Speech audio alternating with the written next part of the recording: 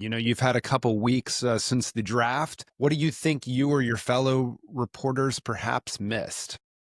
Well, I mean, look, you can't pick them all. We held ourselves to a standard. We have a high standard. We could only pick four. Jeff is an esteemed man of letters now, a New York Times bestseller. But, back in the days when he was plucking people from the obscurity of the Florida State graduate pool, Jeff enjoyed a good controversy too. I will say that, and I mentioned this on the show, it felt like a criminal act to leave Jerry Falwell Jr. off of this list. Agreed.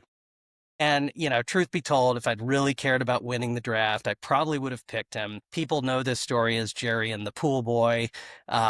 This was back in, when was it that this happened? I I think it think was like 2020. 2019, 18, something like that. Something like that. Yeah, 2020, Reuters broke the story that Jerry Falwell's wife, Jerry Falwell Jr., was president of Liberty University at the time, had an affair with a pool attendant they met in Miami. And this was kind of the culmination of the fall from grace for Falwell, who is a complex figure. Liberty's name and its money are all tied to his father, Jerry Falwell Sr.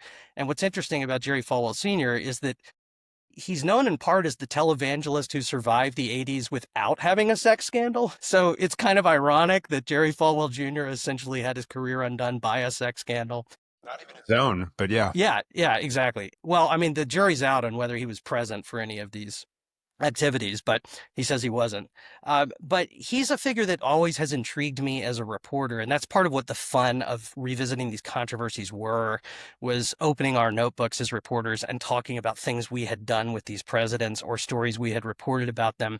Back in 2015, Jerry Falwell Jr. was making all sorts of news because he loved guns. And he wanted all of the students at Liberty, this evangelical university, to get concealed carry permits. And he even carried a gun on the stage at some kind of Liberty event. But I was so intrigued by this gun nut president that I actually went out and shot guns with Jerry Really?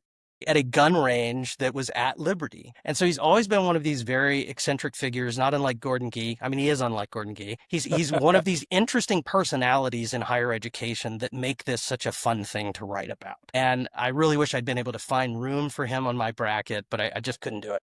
Yeah, we're going to get back to that, Jack, because I sometimes think that presidents have become a little boring, don't you think, Michael?